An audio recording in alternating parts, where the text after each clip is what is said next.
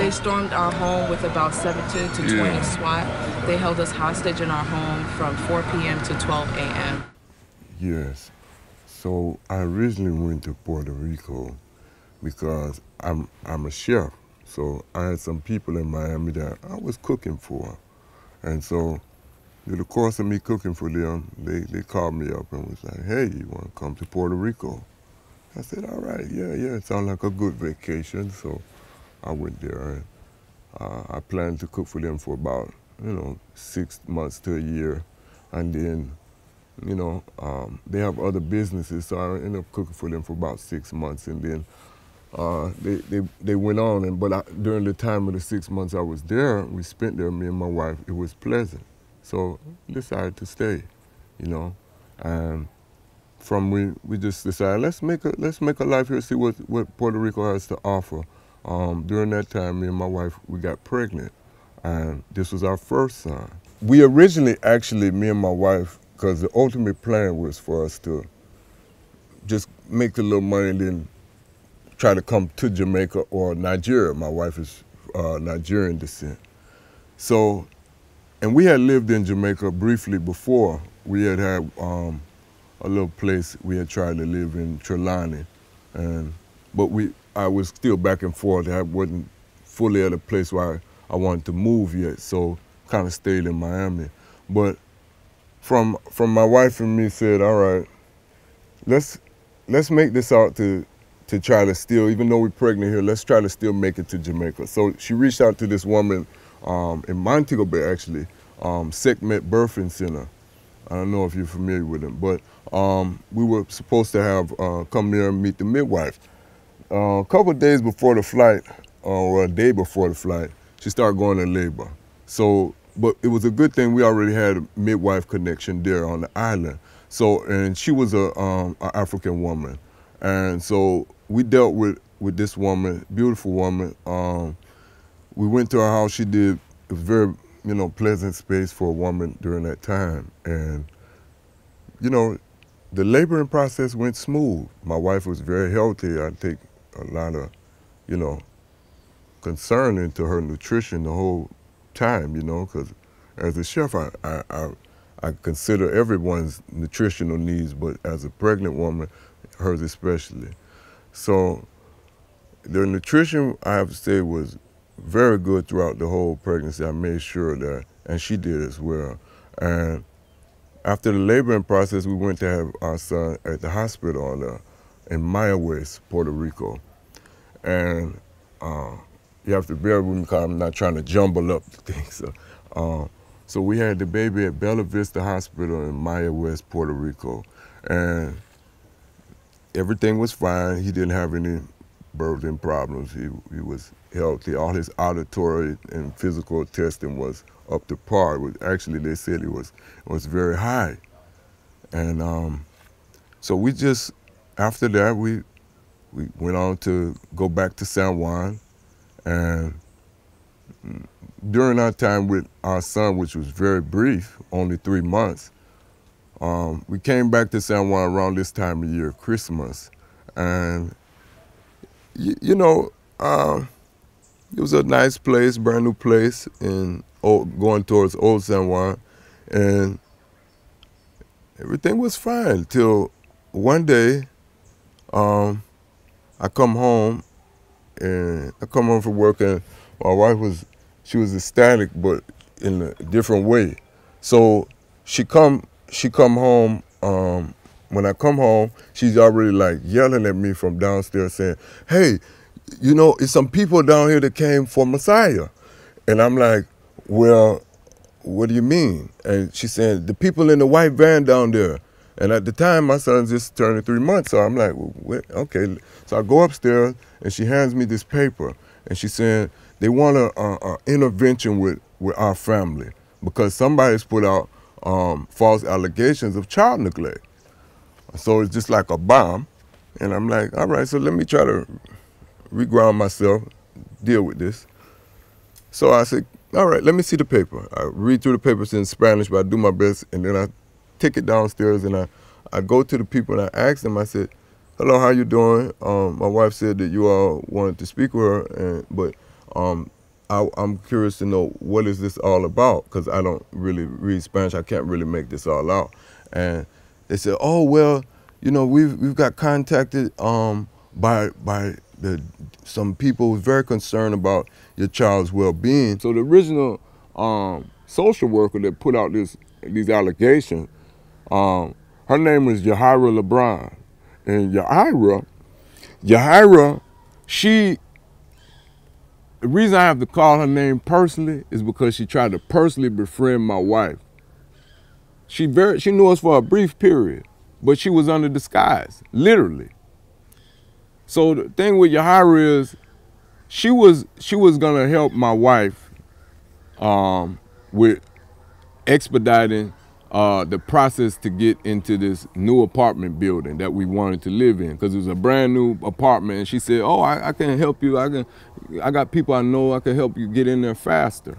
All right, fine. And she worked for this other government agency down there called Solar Porter Oil. Well, when we come to find out later on during the case, Yahira didn't ever work for Solar Porter Oil in the first place. She was disguised working for them, but she really worked for an organization called AMSCA. My wife came to me with this information one day. She said, because I noticed now, from her energy never registered with me, so I told my wife, I don't think we should deal with her, you know. And, you know, Papa senses his own because she's still pregnant. So all the while, she said, I'm going to deal with her, so, you know. But come to find out, AMSCA is a mental health organization. And they help people off the street, right? They have mental health disabilities and drug addictions. Before this happened, there was this place down there in Puerto Rico called the Neonatal Clinic. The Neonatal Clinic. They requested from us a few times, they wanted to run some more blood work on Messiah. But he was completely healthy. His blood, we had all his blood tests from when he was born at the hospital of Bella Vista. And my wife said, you know, she come to me like, do you think we should do this? And I say, what's how you feel? You know, what's your spirit tell you, you know? I'm like, because he's healthy, you know, I mean, what you want to know? I mean, all of the information's there. What other things they want to run? She said, yeah, I just don't feel right about it. And, you know, he's so young. And all the while, these COVID things was preparing itself to shut the country and the world down, you know. So every time she would get ready to go check in with him at the hospital, she would see all these people at the door with all these hazmat suits. She'd just be like, I'm good. I'm not taking my baby in there, you know. And so I said, no, babe, just go with how you feel. And she said, all right, Ross. She said, babe, these people keep harassing me by the email. And they said they highly urge us to do it, to the point where the same woman, Yahira LeBron, start emailing her again, saying, oh, you should really take them to get the blood test done. And you should really take, okay, but how do you know about the blood test? March 11, 2020. Seemingly regular morning. I was about to, you know, after we went to the beach that morning, yeah, I'm recalling it, went to the beach that morning, it was pleasant, and come back home, kind of wind it down. And I remember it must have been about 3, 4 o'clock in the evening. I was thinking, let me go to the supermarket and just, you know, make some groceries and come back. And something stopped me in my spirit, said, don't go nowhere. Sit still for a minute. Don't go anywhere. So I just listened, and I looked up, and I seen 2 squad cars outside. And so when I looked up and I seen 2 squad cars, I just immediately went in the living room, and I just happened, it was just instinct, you know, when you listen. So your intuition just led me the right direction that day, because I happened to catch the original break-in on footage. So I caught the iPad and I pressed play, and I literally, because it just happened so fast, and I put it down, and I seen the lock on my door flip open. Do you have a warrant? You have a warrant to enter my home? Do you have a warrant to enter my home? No, do you have a warrant to enter my home? No, do you have a court order warrant to enter my home? You do not. You are unlawfully in. But at the time, you see, we were living at a place that had these electronic fob keys. So it was very specific. There's no way they could have got in my door. Wasn't no regular key, it was an electronic key. And each one in the building was specific to the building, let alone your actual door to your home. So I'm like, what? I see it flip open and come up. And so I just, you know, fling fire on the door and I just hold him up and I'm asking him, wait a minute, hold on, what's your business here? Who is this? No, sir. No, sir. You breaking the entry. You are breaking the entry. You are breaking the entry. No, you are breaking the entry, and I do not consent to any contract that you all are coming here for. You are now breaking the entry. This is illegal. You are now breaking the entry. We have no, you are now breaking the entry illegally. You are now breaking an entry illegally. No, this is my home. I have the right to protect my family, and you will not enter my home illegally. You will not. You will not. I do not consent to any unlawful contract, but you will not invade my home. You will not invade my home. No. And they say, you're under arrest, you're under arrest. And the whole time for what? What do you mean? Oh, no, sir, no, sir. This is not how it's going to go about. You illegally just broke an entry. Show me the court order, please. You have to show me a court order. What is your business here breaking into my home? My wife is breastfeeding my child on the couch. So at that point, I'm like, okay, I'm trying to calm myself, but I see it took an unprecedented route already. All the while, I'm confident in myself to know that I haven't did anything. I know I might didn't do anything. So I say, all right, well, let me calm down for a minute. But I never left the door the whole time. I put the couch in front of the door, I'm locked the door, I'm staying on the door, you know.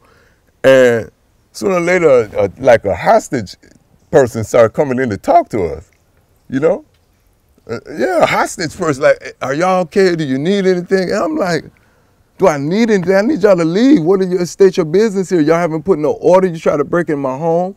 I said, what's going on? Then I remember at the time, the property manager, as I was literally telling my wife to call her, she comes to the door and said, oh, Raúl, Chinyere, can you please just open the door? They just want to talk to you, in this devilish voice. I'm sitting there like, no, it's nothing to talk about. I said, Lillian, you gave these people a key to my home? And she said, well, and then she got silent. I said, wow, really? Wow. At that point, I was left with really nowhere to go. So we were standing in a hostage situation created by the Department of Familia and the Puerto Rican government. And in the midst of this, you know, you're trying to stay as calm as possible because you still have your 3-month-old baby right there. So while I'm sitting there, I'm trying to talk to him and calm his spirit as well. But I look out and I see the whole entire block is shut down. Entire block. Yeah, entire block. You got the camera? Yeah, and so then I look outside and it's literally like they're ushering in this big SWAT team, like they're flying an airplane, a landing airplane. And as I see the SWAT truck come out and they got ambulances down there, I'm really, at this point, I'm like, what is about to take place? So then the inevitable just started to happen, unfolding of, you know, when evil has taken so much work to try to conquer our natural divine creation and union, then I see the hostage person start talking to me more. But as I'm listening to them and recording them still, I'm just preparing my family for my possible death in front of them. Because it's an army of men coming up the stairs with big, tall, long guns for allegations about my son being 1 pound underweight. So then I see black tape come over the door. And at that point then I knew, I said, all right, they about to kick in this door here. I can't hold them no longer. So my wife just made a pact with me. She said, we made a pact to each other. We're not gonna do nothing to these people. We already have it all on video. We have done nothing to nobody, and we're great parents, so nothing's wrong with our child. So let's just let them do whatever they're gonna do. And from that point, they busted in like some, I don't know, like you see them, like Tom Clancy missions or one of them, like they're coming in for Bin Laden. I want Rastaman and his youth and his wife. Whole bunch of vegetables and fruit in the house. Not even one jar of weed in there. Not one spliff they could even find in my house. No alcohol, no other forms of drugs and narcotics. So they come in there, and the first thing they tell my wife is pleading with them, please, why? They jumping on my back, it's 3 of them on my back. One is got his gun to my head, and they telling me, shut up, nigga, shut up. And they tell my wife pleading as they trying to take me out, I wouldn't go because I said, no, you don't have no one female officer in here. Bringing a female officer, I'm not going nowhere. Because I'm not leaving y'all here with my wife, no. And she just come out the shower, so she had on the towel. Yeah. And they said, we'll give you your son back if you drop your towel. We won't take y'all if you drop your towel.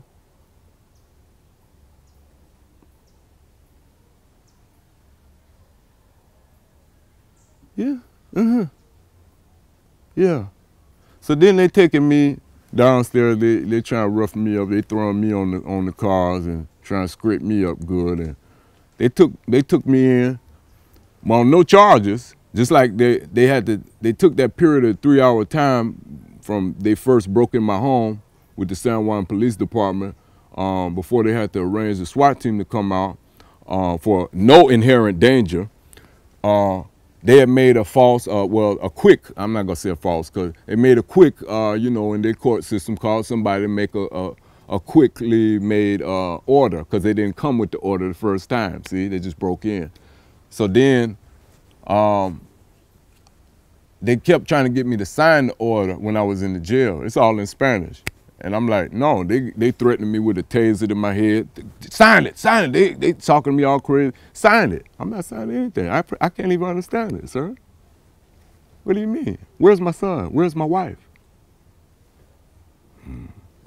Yeah, no answer. So they stayed in there trying to get me to sign it for a couple of hours until my wife finally came in there.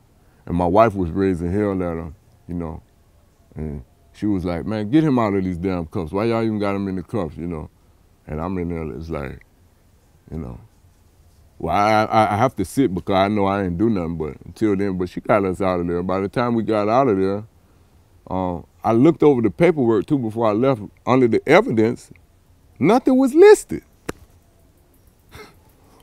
They didn't have one piece of evidence they listed on there. They didn't even have my son's name spelled right on there. They put baby boy Osuji. They didn't even bother to put his full name on there. You just taking up a random baby boy Osuji. You didn't take up Messiah Osuji Bay. It just made it up. No evidence, no nothing. You see? But from that time we step out, and we search everywhere. We search every hospital from there. And they took me out of my house barefoot. So we just went back home. We walked back home because we couldn't get, by the time they let me out of jail cell, it was like 3 or 4 in the morning. So, and that happened on a Thursday. Remember the dates here, because I'm about to tie something crucial in right now. It happened March 11, 2020. That was a Thursday evening. Let me out late that Friday, so you could have just scratched Friday because you got to just calm down and find out what your plans of motion is before you even, because this is, After finding, notifying my family what happened, I reached out to my sister, my father, all of the people I knew, you know what I mean? Everybody in my family. And they were speechless. They like, well, let me just, I don't know what to do right now. Just call, keep me on call. I said, let me go ahead and just try to arrange a meeting with one of the civil rights attorneys for Monday, because I know I can't reach nobody for Friday. Cool. I scheduled an appointment with ACLU. ACLU is a big firm. That's a big civil rights firm in America, and they're down there as well. So we had an appointment there for Monday. And when we went to the ACLU office down there in Puerto Rico, in Hato Rey, Puerto Rico, we were met by disappointment because no one was there. And as we were trying to contact them by phone and email, we just started going around the building to see other law firms, because there was another civil rights law firm in the building at that time. Nobody was in the office. Everybody was gone, except one firm. And we went and we talked to them. We got some information. Like, well, what's going on? It was very important that we had a meeting today, but it seems like a lot of attorneys are out of the office today. So from the woman, you know, it's always kind of a bridging area sometime with English and Spanish down there, and it's fine. But she did her best, and she said, all right, let me try to help you. And she come back and she told us, her high up, that she kind of had to drag out the back of the office. But she come up and she said, well, you know what, there's just a lot. She was very hesitant about giving the information up, but she came out and she said, because we're like, well, where is everybody? Is it a holiday today or something? She said, no, actually, all the attorneys in Puerto Rico are in a private meeting with the governor today. All right. All right. So I said, okay, that's Monday.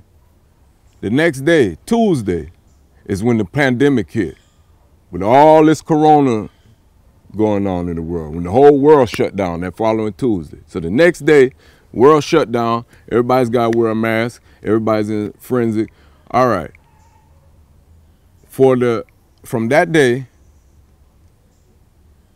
it took us about a month and a half, 2 months to even hear from an attorney to get back with us. In that time, we were supposed to have a 72-hour hearing. We never got this hearing. From there,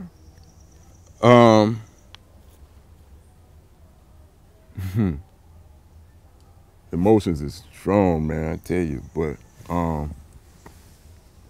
yeah, from there, we didn't know where our son was for about a month and a half, 2 months. The whole pandemic shut down, the world shut down. That just happened to us. We have no idea where his whereabouts. The social worker is supposed to reach out to us from Department Familia to give us some information. Never did. We called countless times, try to get more information, family member, because as we know, every hospital they're under their own confidentiality clauses and stuff too, so they were making it hell for us to try to get any information about our own son. Even with the pre-birth certificate they give you down there, because they give you something down there called a birth nacimiento.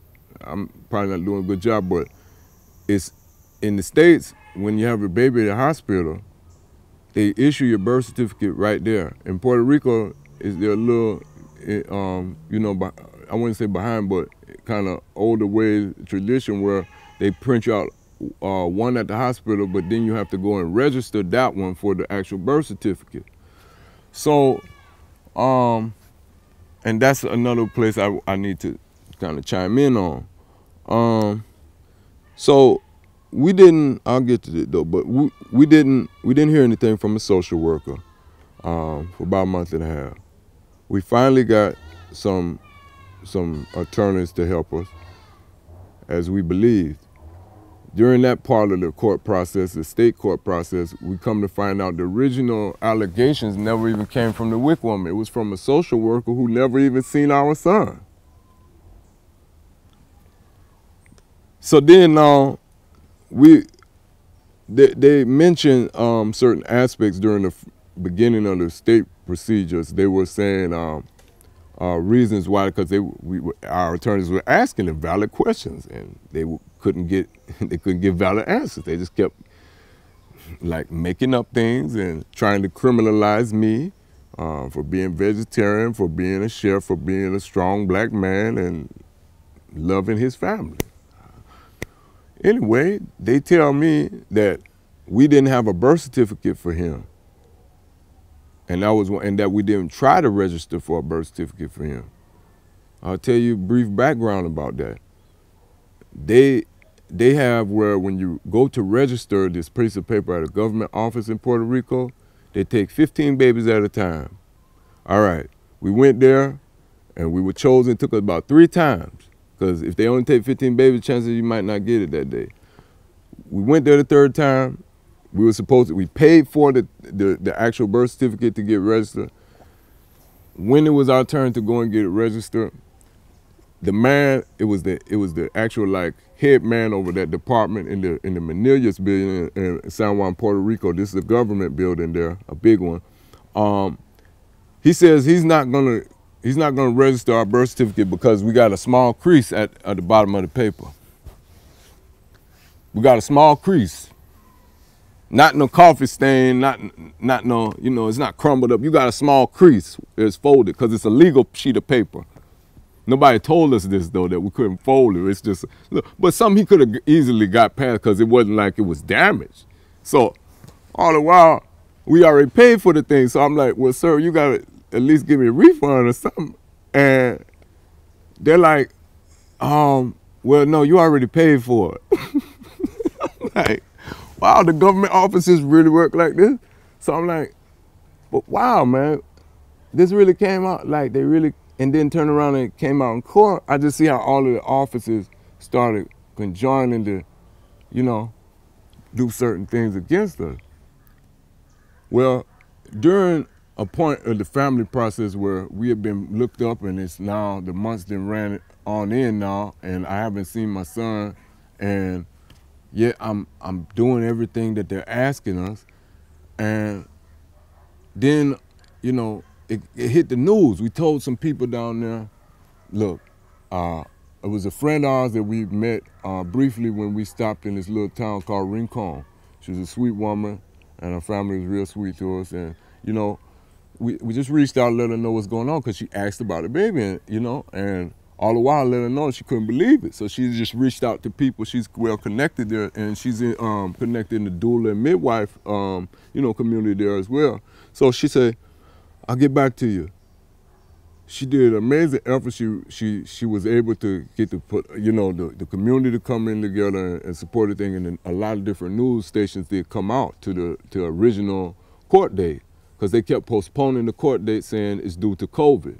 So when we finally got actual physical court date to come to, she had all of the news stations come out, like the Telemundo links I sent y'all and everything like that. We have to have our son home now. Chinyere ve y solo quiere que el Estado le devuelva a su bebé recién nacido. Fue removido en medio de un confuso proceso hace 4 meses. Junto a su esposo Rafael, la mujer natural de Nueva York ha tenido que asistir a 6 vistas en el Tribunal de San Juan para la ratificación de la remoción de custodia del bebé que tiene ya 7 meses. It's been 4 months now. It's a newborn. So. They stormed our home with about 17 to 20 SWAT. They held us hostage in our home from 4 p.m. to 12. She was the main cause of this. When they got out there and they got out there to the public and all of their media waves, we started getting visitation again. Then they started letting us see our son, to try to not look so, So while we was getting visitation, something in me said they're gonna try to cut off the visitation. They did. They cut off the visitation. It didn't last very long. It was very brief, and they just like waited till the people died down, like a lot of things, and we didn't see him for another 4 months. And as I remember, it made it like all the way to the summer. Here it is, my birthday was approaching in August, and I was just thinking, man, this is crazy, man. My son is Like, last time I seen him, he had teeth. You know? Like, I don't remember it, like he had teeth. And so I was sitting there and I'm like, all right, make me.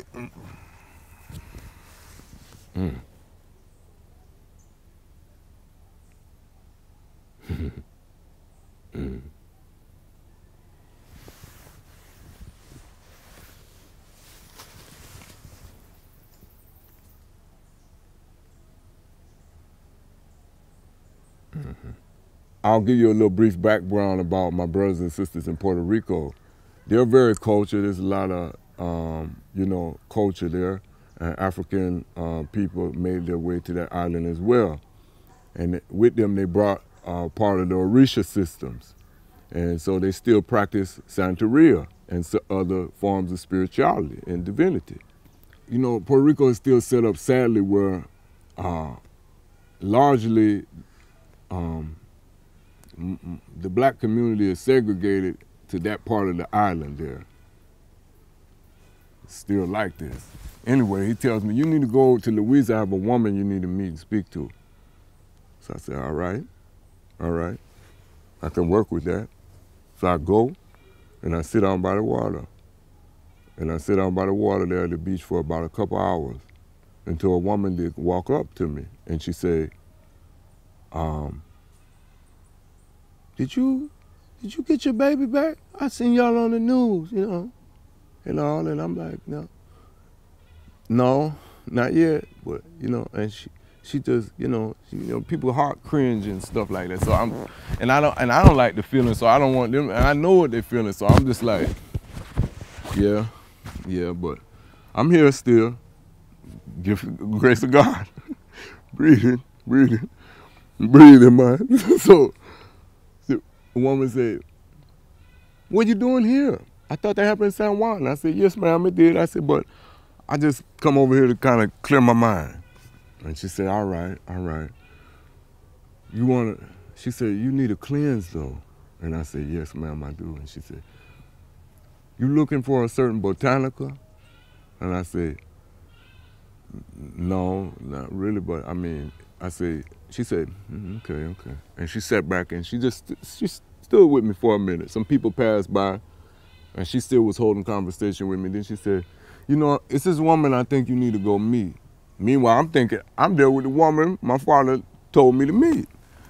And I said, okay, you know, show you how the story flows. She said, you gotta go meet a woman, her name is Miss Armenia. Bless the love, Miss Armenia, showing me something that I couldn't see. I walked down, she said, just walk straight down the road there. When you get to the old abandoned school, you see the Rasta colors like on your hat. She said, just turn there. Okay, Rasta, just go down the street. Anybody there you don't know where she is, just ask for Miss Armenia, they'll show you where she's at. I said, all right. So I go down there, I find Miss Armenia. And Miss Armenia come to the gate and she tell me, come back tomorrow, 9 o'clock. I said, all right. So I come back, I tell my wife, I said, I think you need to come with me. Cause I know this sounds like a lot, but I need your support, just come with me. She come with me, and one of my younger brethren over there, young Rasta brethren, he said, he came with me as well to help me translate, you know? And Joshua, yeah, he come in there with us and he said, all right, I'm just here to translate. So we go in there, and it's set up like one of like, you ever been to like, I don't know, Obey, a lot of shrines and different, you know, it's set up in a way like a witch doctor's place. So my wife being Nigerian, she not with none of it. She just like, you know, I'm here because of you, because, you know, I know my people, they sell spirituality to white folks all day long. So she might just be selling you something too. And I'm like, just give it a chance. So when I come in there, she asks what's going on. She had an older, one of her disciples with a student behind her. And the woman had to be about in her 30s. So Armenia was a little older, but she said, let me ask you for your hands. After a while, we told her what happened, and she went for my wife's hands and she started reading over, and she had this long pen, and I remember she had these 3 things of water, and she was trying to wave them over the water to kind of get more discernment or clarification what's going on in the spirit. And then I remember she went for my hands, she said, well, your father or an older gentleman came in here with you, he's still not sure about me, so you have to kind of let him know you're ready. And so from there was confirmation, let me know, all right, so I'm in the right place and I'm about to get some revelation. So she told me that I kind of checked in with him, let him know, all right, now I'm here, so let me see what it is you wanted me to come to see. All right. So then she take my hands and she said, she let out some, woosa, woosa. And then she said, And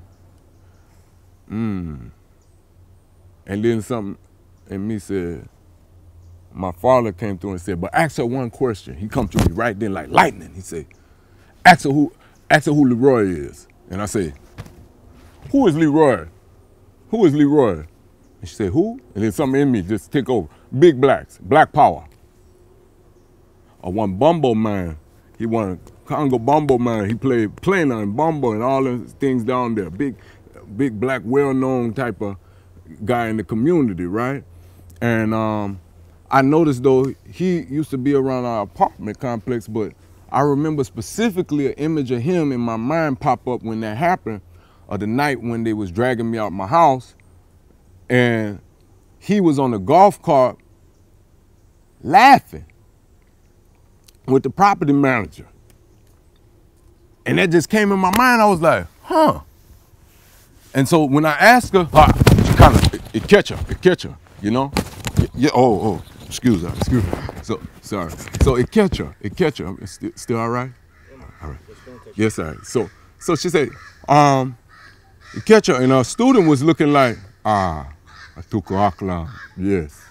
So the student was like, oh, what did he ask her?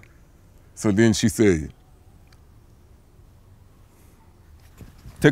she said, I'm gonna show you something. She just go like that. She said, take up that in the corner. She pointed for her to take up something in the corner. Her disciple went and got this circular wooden box. To all my Puerto Rican family, you know what's going on right now.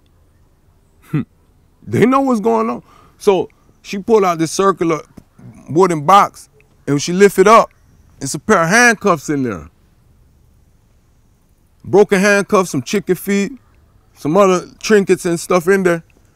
And right at that moment, me and my wife both like, and she said, I'm gonna tell you the truth. She said, that bastard betrayed me. She said, he came to me to do a thing, but I never knew no baby was involved. She said, I promise you, I never knew no baby was involved. She said, just give me all of the names of the people that you know right now. I'll try to balance it. So it showed me how deep this thing here really went to try to come over our family, to tell them and confiscate a new life. Yeah. We had to sue the Department of Familia in the federal court in Puerto Rico because we were getting nowhere, and we exhausted all our legal remedies in trying to, play this game of compliance with them. So from that took place and manifested. Now, over a year from putting in the habeas corpus in the federal court, which is used to get inmates out of prison, but it typically can be used in certain cases like this, depending. We had to ask for a permanent injunction and show why that the judge from a federal court needs to intervene in this whole process. And so with that, we proved the fact that the judge in the state court, which I've reached out to, You know, a lot of people ask me, well, who you reached out to? Man, they'd be surprised when I tell you I've reached out to Supreme Court Justice Sonia Mainamine, excuse me if I mess up your name, man. All due respect, I've reached out to her office. I've reached out to some delegates' office. I've reached out to senators. I've reached out to a whole lot of people. Everybody you can message that's got the blue check sign on Instagram and all of everybody. I reached out for everybody. Because after that brief showing in Telemundo, it never hit the States. So it kind of died down, you see? And they kind of swept it under the rug like that because they got control over the media. Tell you one more situation about when you know it's conspiracy clear. We had our same friend, Laura Lena, after a time, she's like, well, did y'all get the baby back yet? They're like, no, we haven't got the baby back. And she said, I'm going to try to see if I can get y'all another interview. She called the main station down there, WAPA 2. And WAPA called us one Saturday and said, are y'all available, or Friday evening, said, y'all available for something tomorrow? We want to do a story on y'all to give you an update and y'all can come out, please, you know? And I said, all right. So we go out there, we did a real nice interview story, you know, just like we're doing now. And 5 o'clock they were supposed to air it. 5 o'clock, 4:30 come around, they call us back, say, I apologize, we're not gonna be able to air the footage.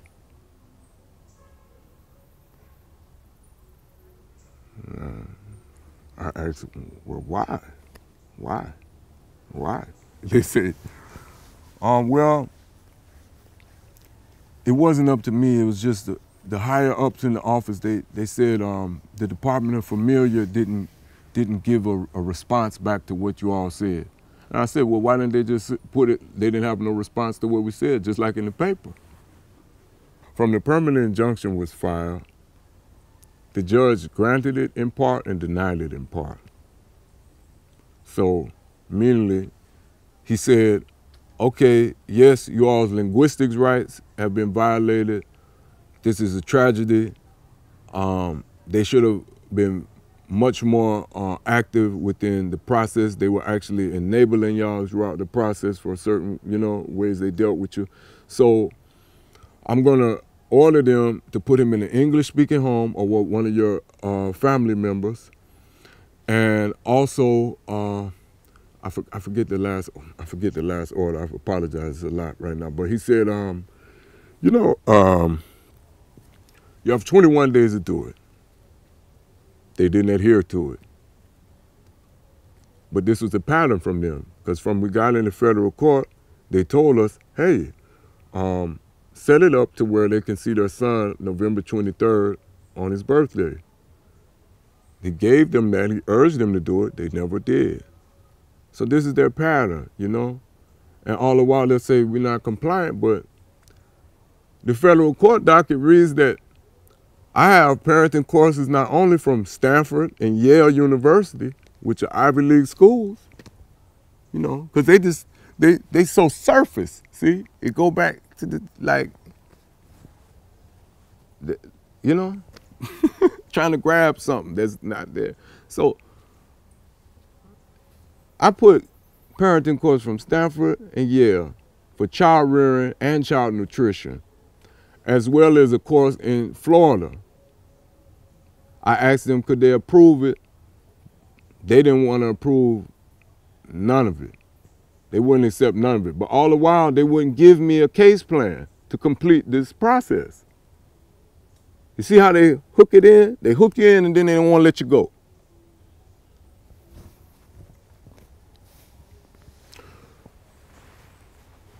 So as the last thing we were told is that Department of Familia, for not answering to these Judge Arias is his name, order that he found him in contempt of court, which means that some people are most likely going to be held liable in the long run. But you know, a lawsuit, these things that take time. Yeah, it takes time, but all of these things still can't stop the time. So let me make it clear. We did complete 2 courses that they recommended for psychological examination. One with a group called LM Mental Health, which you could barely find any information on. They barely even had a Facebook page. Then one other physical one that was more reputable for dealing with things like this in San Juan. Both turned out that I'm not crazy. I'm very much competent in my mind, sound of mind, and a healthy, functioning man and woman to raise a child. But yet and still, even at this point, they're asking for additional courses. And see, this is how they set you up for failure. Before the judge found them in contempt of court, they come trying to make a deal with us, saying, with their attorney saying, listen, if y'all don't find us in contempt of court, we'll just give you back Messiah indefinitely December 3rd. When my wife come tell me that, I say, I can't believe that. You done told me that too many times now. I don't like that deal. So then she said, let's just see what happens. I said, all right, I'm putting positivity out there for that outcome. December 6th comes around, my son's still not home.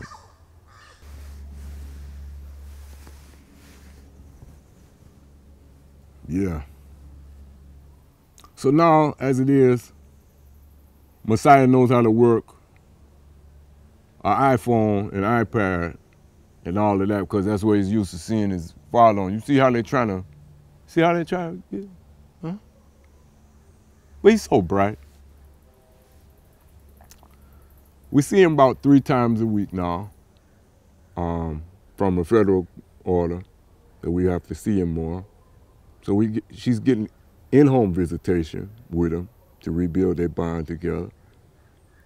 What's so crazy is my son, he still tries to breastfeed sometimes, just to let you know the impact. It's irreparable damages has been caused. But what do you do when, what do you do when irreparable damages have been caused, which means irreparable? All right? Just think about that for a minute. You took time away that I could never get back from my son. I never seen his first steps. Just come to a visit and he walking and talking. Know how to feed himself. All them nights I stayed up. What you gonna offer me? Huh? Really, what the hell could they offer me? What are they gonna offer me? Literally, what in hell, in their hell, on trying to disrupt my heavens, what are they gonna offer me?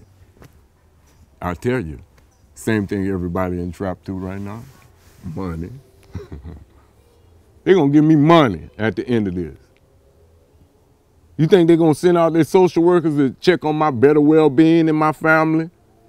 You think they're gonna come out and give my wife a back massage, lower her tension in her shoulder?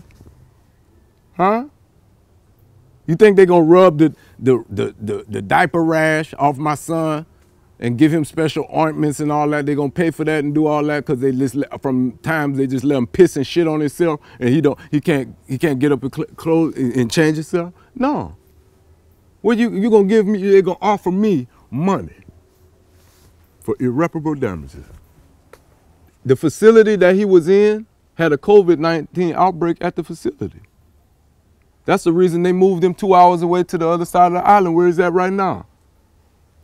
My son is somewhere living, my wife said, in the bush in Isabella, Puerto Rico, with a woman who already has 5 other foster children.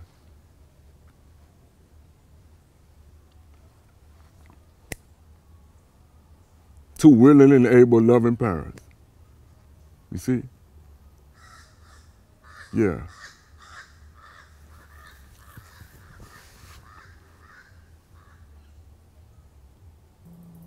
And who knows what effect this, I won't know what has affected my son until later. That's the thing. I can't imagine what my wife has experienced.